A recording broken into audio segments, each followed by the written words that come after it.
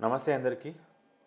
గత వీడియోలో గ్రామంలో నివసించేవంటి ప్రజలందరికీ గ్రామ సభలో ఎలాంటి హక్స్ ఉంటాయి దాని గురించి తెలుసుకున్నాము. ఈ వీడియోలో గ్రామ అభివృద్ధి పనులపైన మనకు ఎలాంటి పర్యవేక్షణ చేసే హక్కు ఉంటుంది దాని గురించి తెలుసుకునే ప్రయత్నం చేద్దాము. ముఖ్యంగా ప్రతి గ్రామంలో కొన్ని అభివృద్ధి పనులు జరుగుతుంటాయి.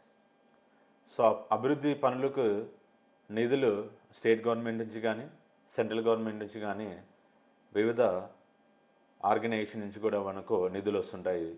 అది గత వీడియోలో మనం తెలుసుకున్నాము. వచ్చిన నిధులు ఏ పనులకు ఉపయోగిస్తున్నామో అనేది కూడా ఇంపార్టెంట్.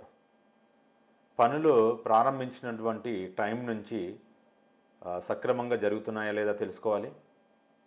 ఆ పనులు వేటి అవసరాలకు ఉపయోగిస్తున్నాము అంటే ఆ నిధులు ఏ అవసరాలకు ఉపయోగిస్తున్నామని కూడా తెలుసుకోవాలి.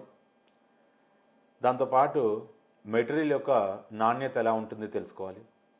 స్టీల్ కానీ సిమెంట్ కానీ బ్రిక్స్ కానీ అవి సరైన నాణ్యత కలిగి ఉన్నాయా తెలుసుకోవాలి. సో దీనికి తోడుగా మనం ఎలాంటి అభివృద్ధి పనులు చేస్తున్నాము అంటే మామూలుగా అభివృద్ధి అంటే గ్రామంలో రోడ్లు, డ్రైనేజీ, భవనాలు నిర్మించడము, నీటి పనులకు ముఖ్యంగా వీటికి నిధులు ఉపయోగించాల్సినటువంటి అవసరం ఉంటుంది. ఎందుకంటే ఇవి రెగ్యులర్గా జరిగేటువంటి వర్క్స్ కాబట్టి వీటికి ముఖ్యంగా నిధులు కేటాయించాలి. సో దీంతో పాటు ఏదైనా నాణ్యత లోపం జరిగినప్పుడు మనం గ్రామ సభలో తెలియజేయాలి.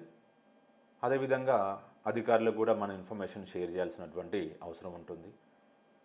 ఆ నిధుల వల్ల దీర్ఘకాలికంగా ప్రయోజనాలు పొందుతామా లేదా అంటే టెంపరరీ వర్క్ చేస్తామా లేదంటే పర్మనెంట్ వర్క్ చేస్తామా అనేది కూడా మనం తెలుసుకోవాల్సినటువంటి అవసరం ఉంటుంది.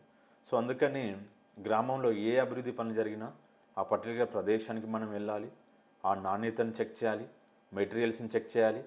మెటీరియల్ కానీ నాణ్యత కానీ ఏదన్నా మనకి డిఫికల్ట్ అనిపించినప్పుడు వెంటనే అధికారులకు గ్రామ సభలో మన సర్పంచ్ గారికి లేదంటే పంచాయతీ సెక్రటరీకి వివిధ అధికారులకు వెంటనే తెలియజేయాలి. సో ఈ విధంగా మన గ్రామంలో అభివృద్ధి ఎలా జరుగుతుందో చేయాల్సినటువంటి అవసరం ఉంటుంది. ఇది ఈరోజు వీడియో. మళ్ళీ కలుసుకుందాం. Thank you.